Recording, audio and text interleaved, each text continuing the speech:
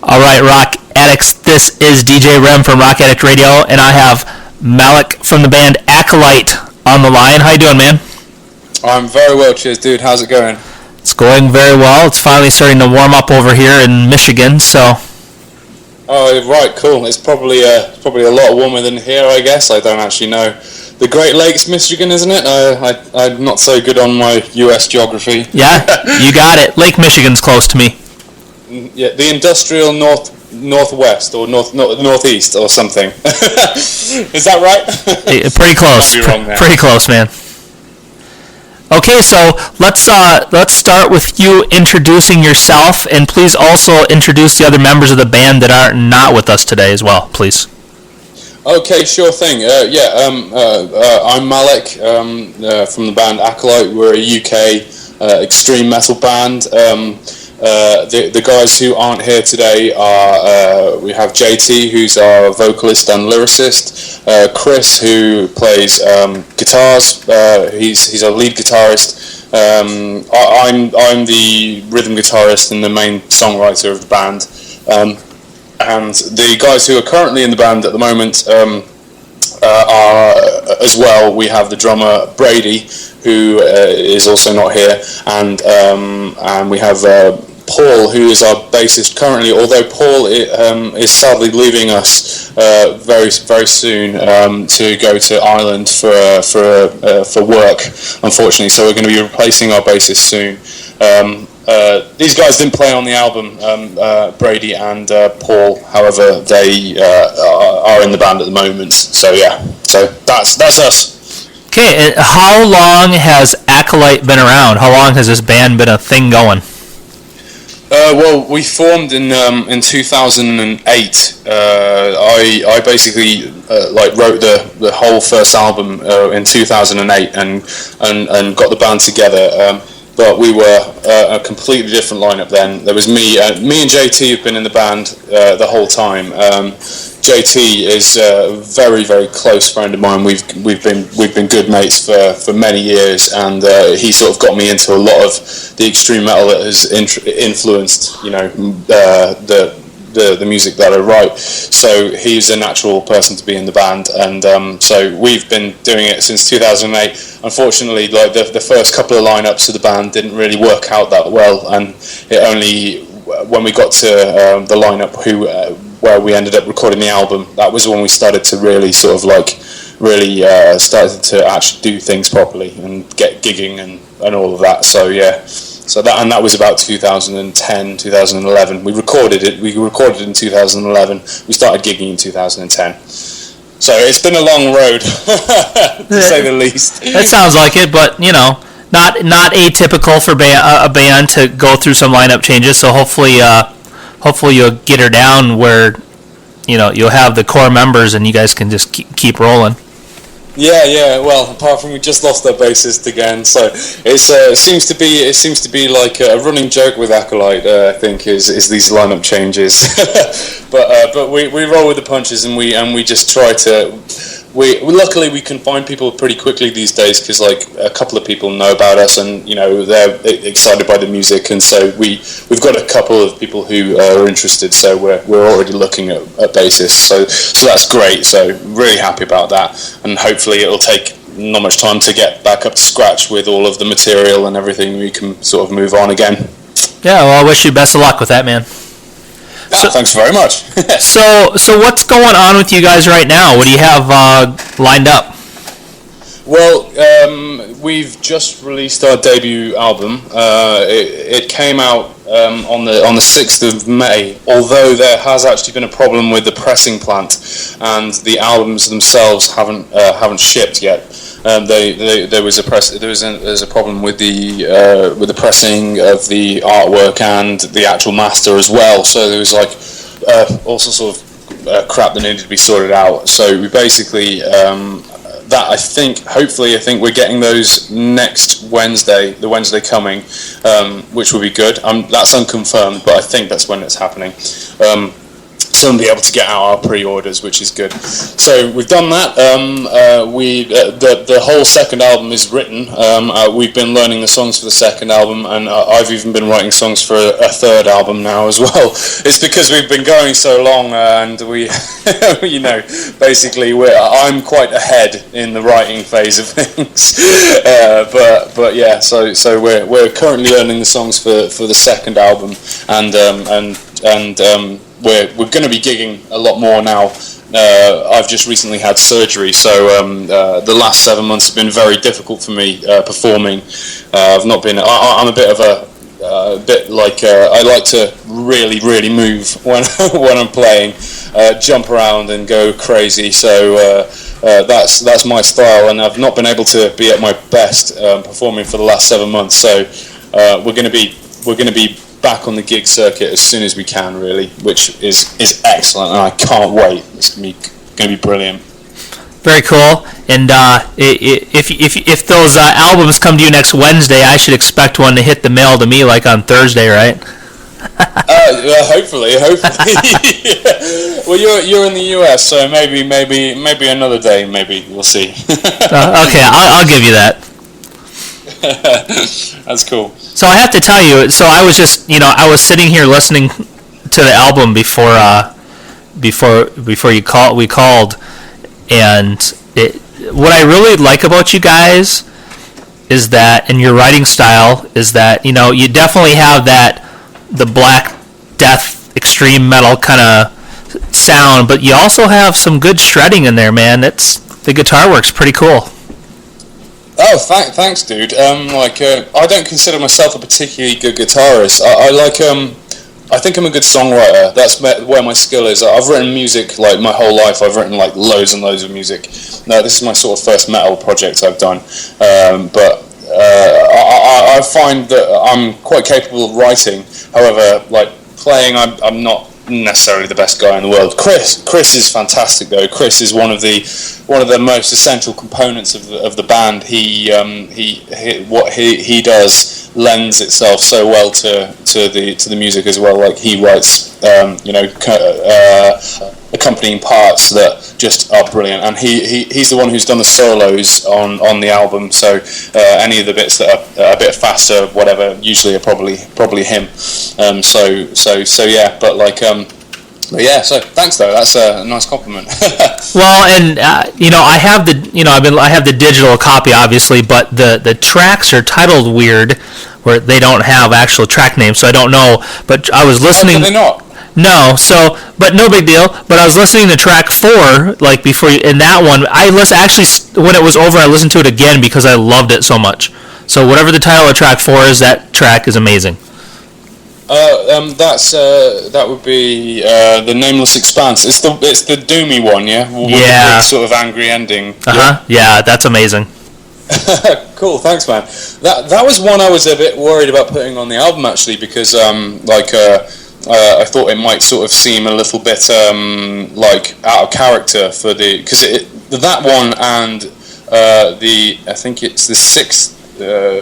Hang on, I'll sort of this. The seventh track, Vulture, is another that I think is particularly sort of like different for the flavour of the album. But they ended up working quite well, I think, because they sort of break up the flow of the album. I think the other songs are more sort of idiosyncratic of our own sound, and then like that one that you're talking about and the other one I'm talking about sort of like just put in something slightly different a couple of times during the flow of the album. So yeah, I'm really happy with that song as well. It's probably the angriest song on the album, I think. Well, I love angry music, so that must be why I like it so much. I love angry music too, man. Definitely. I love. Considering we're so melodic and everything, not in a melodic band kind of way, but right, melodic in a sort of like we play melodies kind of way. Yep. Considering we're so melodic in that sense, it's funny because I'm really into the absolute most horrific, messed up, fucked up, mental evil metal that you get, like bands like Portal. I love Portal. I love bands like Gnaw Their Tongues, all of that stuff, like the really, really fucked up stuff. I love all that. So angry music, definitely. Black and hardcore stuff as well. Awesome. I like that. Bands like Gaza, awesome stuff.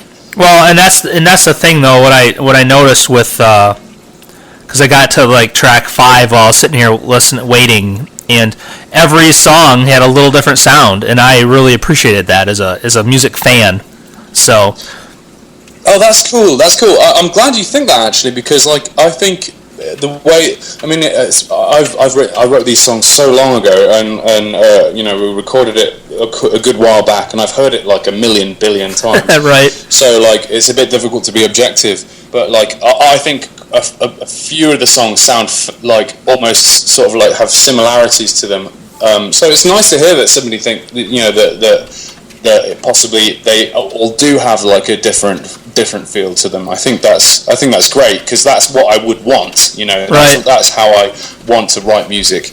And the second album, again, like all the songs I think are sounding all completely different, which is great as well. Like, we want to always continually evolve. We never want to tread water or do the same thing again and again, Yep, definitely. And I'm not a huge black metal, extreme metal fan.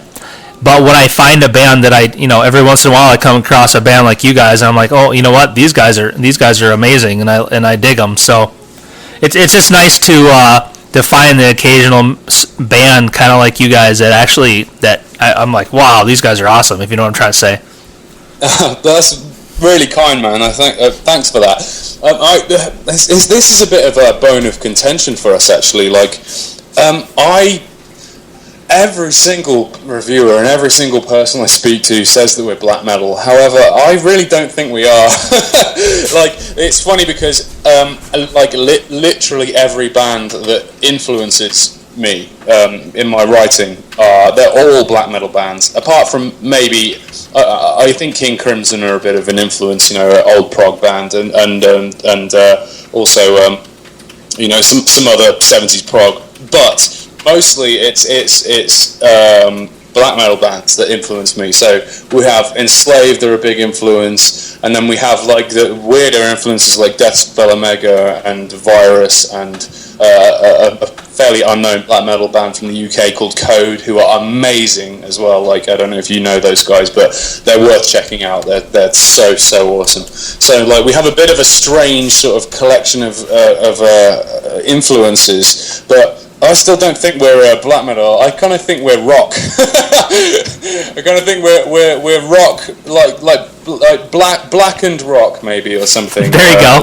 Or blackened extreme metal. I don't know. Certainly not just black metal. We've got some black metal moments, but it's difficult. It's difficult when you're trying to explain what it is you do to people, because I sometimes can't.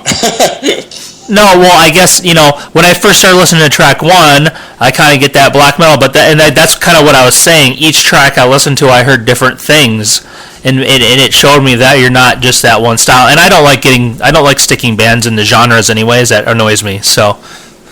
Yeah, I mean, like, every band, like, there's very few bands that, like, only have one genre sort of, like, right, like associated with them. Most bands have got, like, a few different things you can say about them, like they're a bit proggy, or they've got a bit of black metal, or they're a bit punky, or whatever. There's no band that is just like one thing, right? Because they've all been influenced by many other bands, and all those bands are usually different genres as well. So I think that's one of the best things about music. You get these fusions and stuff, and that's just what we tried to do. I've tried to take the bands that I truly love and do music that sort of like reminds me and stirs the same feelings that I feel when I listen to those bands, if you know what I mean. Yep, I totally do. And now that I've totally gotten us off on a total side tangent, sorry. It's okay, sorry. I tend to talk a lot about crap, so like feel free to cut all this shit out. No. This is what makes the best interviews right here, bud. Got to keep it real, man. So back to the band though. What Yeah. So obviously you've been a little with the surgery and everything, it's been kind of tough for you. But putting that aside, how often do you guys get together and practice and such? We usually practice once a week for a good few hours. Obviously we're unknown random band X number 577 from the UK. We're not like practicing 5 days a week or anything like that. We all have jobs, we all have lives, we all have everything. So we do 1 day a week, usually on a Wednesday, and we get together and we practice old stuff. We've been really hammering the new stuff. Some of the new songs we've got sounding absolutely awesome. I can't wait to record the new stuff. It's possibly not going to be too long until we start recording the new stuff. Although the PR campaign that we've just undergone has been quite expensive, so I might wait a little bit before extolling another load of cash on recording, because again we want it to sound as good as we possibly can, so yeah. but yeah, so that's the answer there. Okay, very cool. And then this question is really just kind of specifically for you. What kind of influences have you had in your life that got you into music and made you go in this direction? Oh, right, cool. That's an interesting question. Not been asked that one before. That's you mean in general, just music in general? Yeah, just general. Growing up, your life now. Yeah, everything. Oh, right, yeah. Well, that's cool. That's a good question. Well, I think probably like a lot of people who actually end up playing musical instruments. My father was very musical. He played a bunch of different instruments, and he played the mandolin and the guitar, and he badly played the piano in an adorable fashion. And he was into some of the really good 70s bands, like Fleetwood Mac were one of his favourite bands and stuff. My dad sadly died back in 1994. A long while back. So I've had a stepfather ever since. And my mum was never musical. However, she always loved music. So they were always playing stuff. And they gave me the opportunity to learn some instruments. So I learned the piano and the clarinet as well, actually. And I also used to sing quite a lot when I was younger. Don't do that so much anymore, although I've been trying to get back into it, because I recently discovered that I've got quite a big voice, which I just didn't realise I had. So I've been doing a lot more of that recently as well. So because I do a lot of other stuff other than Acolyte, although Acolyte is definitely my main project at the moment. Certainly the one that is takes up all the time and costs all the money. and if your singer quits, so you have it covered. It's more of a family sort of connection, and then also coming to university. I was doing a lot of music when I started university, and meeting JT was probably the biggest, one of the biggest musical influences in my whole life. I went from being somebody who was very interested in music and really loved it, to somebody who was absolutely passionate about it to the absolute death. You know what I mean? From being somebody who just liked music a lot to somebody who was so passionate about it, it sort of was all consuming, and I think about it all the time, every day. I live with musical housemates as well, so I spend the whole time talking to them about music. 24 hours a day, pretty much. Well, if you don't have music, what do you got? Well, exactly. Yeah, totally. Definitely. Okay, so the question I'm sure you have been asked a lot is, how did you guys come up with the name Acolyte for the band? Never been asked that one before. To be honest, we were toying with names for a long time before we actually managed to form the actual band. We talked about lots of different names, and we ended up going with it. for a start, we like the sound. We like the actual sort of the sound and the word itself.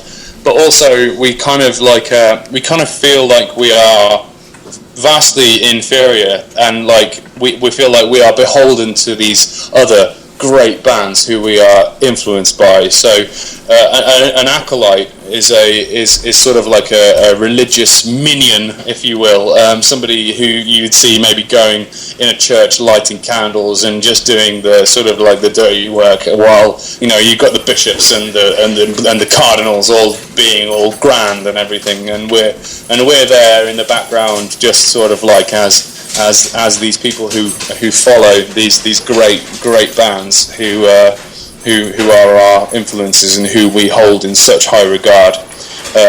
But we're not religious in any way. It's just we use that as a metaphor, if you know what I mean. Yep, very cool, man.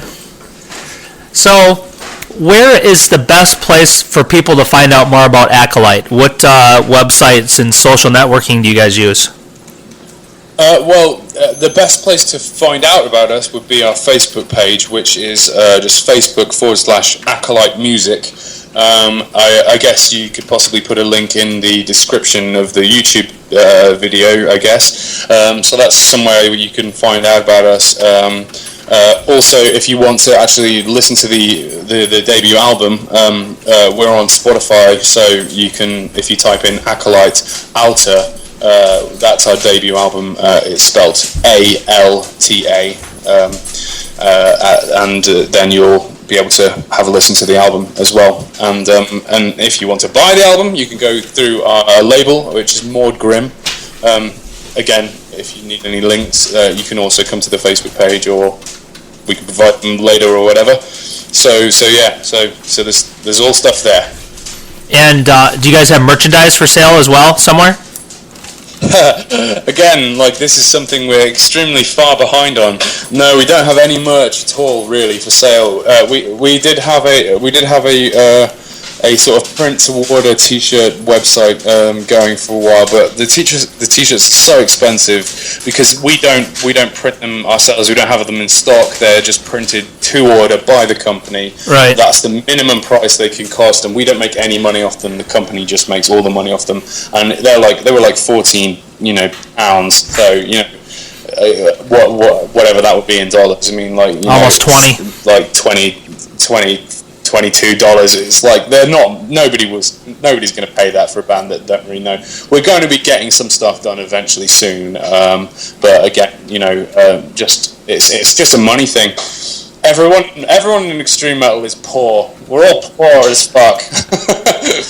Well, that's more reason for everybody to listen to this interview to go buy the album. Help these guys make some cash so they can make some merchandise.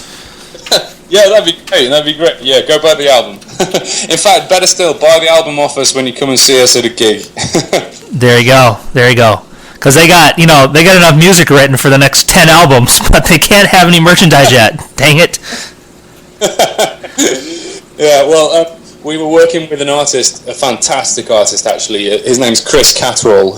He was in a grindcore band called Narcosis, based in the UK, in Wigan, and he's a fantastic artist, and he's going to be doing some merch for us based on the album artwork and stuff like that. So hopefully we'll have something in the pipeline soon, and then maybe we'll be able to get a label to help pay for it. We'll see. There you go. They don't know that yet, though, so I probably should have asked them before.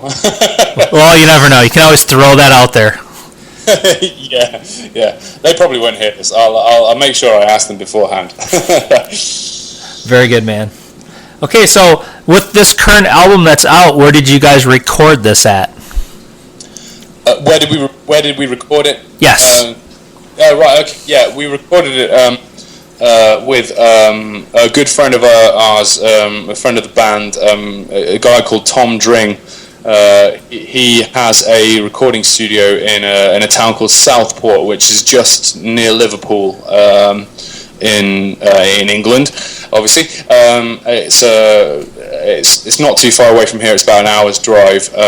He has the studio there, but we actually recorded the album itself in a different place because he hadn't built the studio at the time. But we recorded with him in another friend's studio down in Northwich, and he recorded it, and then we mixed and mastered it in his studio in Southport. We came back to the master and the mix like a number of times over the course of, well, nearly a year and a half before we ended up with the final product, and very, very glad we did, because all of the mixes we did sounded good, but like the final mix we're very, very happy with. Like it was low cost, and it was somebody we knew, and he'd not recorded many bands at the time that we did it, and he did an absolutely fucking fantastic job. So really, really happy with how it sounds. So yeah, would recommend him. Tom Dring, Southport. Vagrant Studios is his studios. Very cool. Well, he definitely, well, he did, and you guys did an amazing job, because that sounds really good. So yeah, thanks. I'm assuming we like to think so. Yeah. I'm assuming that you're going to use him again then? Sorry, say again? I couldn't hear that one. Are you going to use him again? We might well do. We're not sure yet. It depends.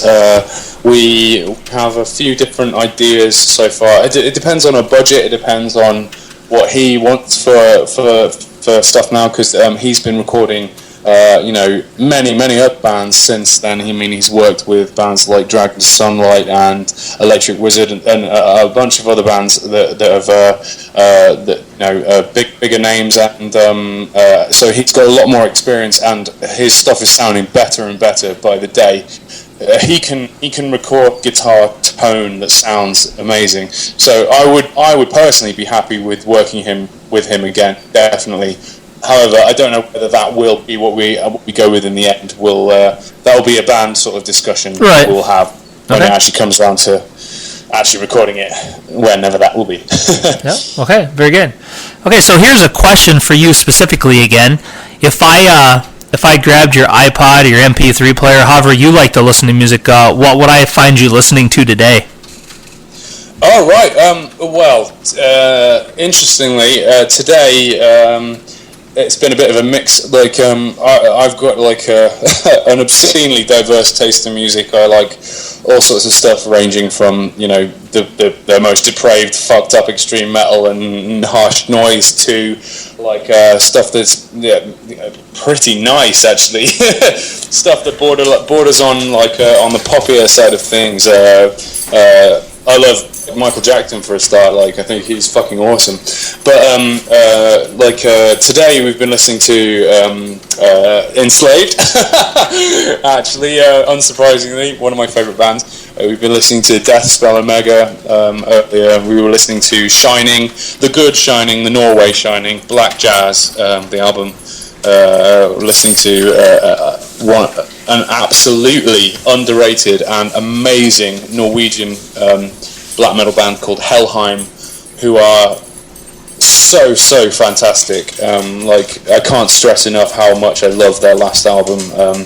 It's got a Norwegian name. It's called Heidendommer og Mortganger. I don't know how the hell you pronounce it, but like that's pretty good. Listening to that stuff, and also earlier in the morning we were listening to sort of a UK sort of like electronic band called Crystal Fighters, who are sort of like upbeat, sort of Spanishy sounding electronica stuff. So it's like that was the kind of the nice stuff we listened to this morning. And then I was like, right, I need to listen to Fisheye because it's been in my head all morning since. So I stuck on Shining straight after that. Okay, very cool, man. Thank you. I appreciate that. No worries. So, how would you define success for the band? I mean, what are the goals for the band? Where do you guys hope to be in a couple of years with all this?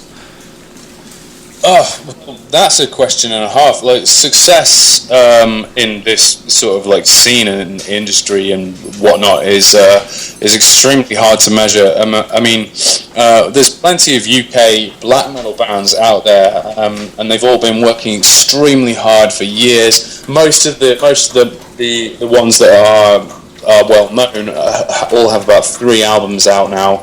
They've all been doing better. They've all been doing festivals and they can tour Europe. I mean, like Europe offering like gigs left, right, and centre for all these bands. It's just in the UK where we don't have any good tours because nobody seems to come to fucking gigs out here. We don't know why.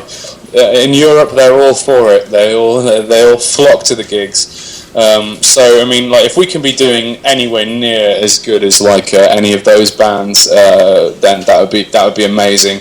If we took off in any other way, I mean, like that would be amazing too. I don't really know. It's hard to say because I mean we're being marketed particularly as a black metal band. However, I think we have a bit of a wider reach than that. I don't think that like only black metal people are the kind of people who would just listen to us. So like, but I mean that's the way it's been going. So like I can only really see us like sort of like riding on the coattails of our brethren, the UK, and working with those guys and stuff. Like for example, Winter Fireleth, another Manchester band. We recently played a gig with those guys, and they did an amazing show, and we did an okay show. I mean, I had my back problem and stuff, but like we got talking with them. We haven't really properly met those guys. I mean, we'd seen them around, but we hadn't like properly met them. So we got talking with them and chatting with them, and they're awesome guys, all lovely guys. So we might do like a show or two with them soon as well, which would be great.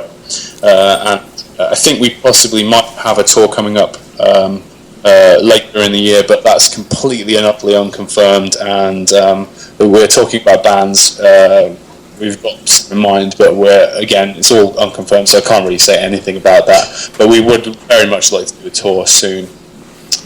Okay, well, I wish you best of luck, and I hope that hopefully you guys will get to play some big festivals in Europe. That'd be pretty cool. Yeah, that'd be ace. Yeah, that'd be ace. We'd love to play Maryland Death Fest in America. Like you go, like you got any sway over there? You should totally like get us on that gig. Yeah, if only. Yeah, no, it's like that. That's a cool festival as well. So I mean, if we could ever play out in the States, we'd be up for it too. I mean, we're friends with the guys in Dragon of Sunlight, and they did a tour recently in the US, and they did very well, and they had a great time. So I mean, again, we'd like to tour anywhere, like Japan, anywhere. Yeah, we're not that big yet though, so I don't think we're going to be touring Japan anytime soon, if ever. Well, you know. Baby steps, buddy. Baby steps. Baby steps, yeah. One at a time. Exactly. Okay, so what sets you guys apart from all the other bands out there? Why should people come to your shows once you start doing live gigs and such? And why should people listen to you and buy your music? Oh, right, okay. I've got to do a marketing thing now, have I? Of course. This is your opportunity. Right, well, no, I think one thing where we're very strong at, this is something I really think about us, is that we're strong on record and we're also strong live. Like, I think you sometimes get bands who are like amazing live, like that blow your mind, and you'd go and see them whenever. But like on record, it's kind of like not really digging this, you know. Like, but you know, as soon as you see them live, you're like, this is amazing, and every time they play, you'll go and see them. And conversely, you get bands who like are amazing on record, and you're just like, whoa, this absolutely blows my mind. And then you see them live, and doesn't live up to your expectations, and you sort of think, you know, I wish that sort of like lived up to it. But I think one of our real strong points is that we're we tried really hard to do an absolute best, like in a live setting, live performance wise, and also I think we come across well on record too. So I think we're a good all round band there in that sense, and we win over a lot of people at live gigs. Like, we get a lot of people coming up to us and being very complimentary, and it's really humbling because, you know, we're at the beginning of our career. We still haven't done hardly anything, so like having anyone come up to us and just be like, I really like that, is just such a nice feeling. It's one of those things that you sort of like, you know, you sort of don't expect, and when it happens, it's kind of like, oh my god, thanks very much. You know what I mean? So that's cool. So I think it's our all roundness that is one of those things that people probably would like about us. Okay, very good. And then, is there anything else you would like to tell everyone that'll listen to this interview about Acolyte? Anything I haven't asked you want to make sure people know about you guys? I'm not really sure. Like, mentioned the album, mentioned the other things. I'm not specifically related to Acolyte, but like I'm myself. I have a number of side projects, but I'm doing a split with another three UK black metal bands that's coming, that we're going to be releasing over the next year or so, and that's a side project of mine called Denizens, which is actually a black metal project, sort of avant-garde black metal, where I'm doing vocals, playing guitar, bass, and singing, and my very good friend of mine, Vith, who is doing that, has done an amazing job of programming drums for it. They basically sound like real drums, and also there's vocals on the third track. So that we're doing that, and we're also me and him have plans to start a Doom project as well, which we have started, but we haven't really got off the ground yet, and that's called Acted Hag. So those are the only things that I probably would mention other than the band itself. But yeah. Okay, well, any of those other projects, when you have stuff recorded, please send it my way. Oh, I shall do. We have the split is pretty much done. It's very black metal though, so I mean, if you're not so much into your black metal, then maybe not. But like, I'll send it your way, no worries. Well, here's the thing. At Rock Addict Radio, we have a couple DJs that are really into black metal. So even though it may not be my cup of tea, it might be right up their alley. And I mean, regardless if it's exactly what I like or not, I'm still gonna play it. So. Well, that's cool. And I mean, like, it's not like raw Norwegian black metal. There's some singing in there, and each track is completely different and stuff as well. So like, I'm very pleased with what I've done there. We've worked hard on that, and that's sounding great as well. So yeah. Okay, send it along, and I'll check it out. I shall do, mate. I shall do. Very cool. Okay, one last thing to ask you before I let you go. I'd love a couple of radio tags if you don't mind. Oh yeah, no worries. So the first one, you can just say your name and that you're from the band Acolyte and you're listening to rockaddictradio.com. Rock Addict Radio, is that, yeah? Yep. Okay, cool.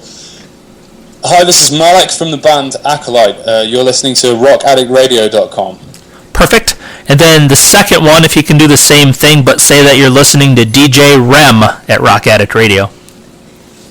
Okie doke. Hi, this is Malek from the band Acolyte. You're listening to DJ RAM at rockaddictradio.com. Okay, that was perfect, dude. Appreciate that. No worries, man. No worries. I'd love to play those before I play the band's music, so that'll be very cool. Awesome. Okay, well, man, thanks again for taking time to talk to me. I totally appreciate it. Please make sure you tell the other band members I said hello. Oh, I shall do. And thank you very, very much for offering to do the interview. We really, really appreciate it. We haven't got that many interviews yet. We're still at the very beginning of this whole thing, so it's very humbling to have somebody to ask us to do an interview. So thank you very, very, very much for your time as well. No, not a problem at all. Like I said, when I find a band I like, that's the first thing that comes to mind. Is like, I want to talk to these guys. So That's awesome. Well, I'm really happy you like the album, man. Really happy. Hopefully you like the second one too. and the third and the fourth, since I know you already have it written. I've got about 5 songs written for the third album. But fourth is a little bit away yet. All right, cool, man. Well, thanks again, and you take care. And you, mate, and you. Take care. Okay, keep in touch. See you later, dude. Yep, bye. Bye-bye.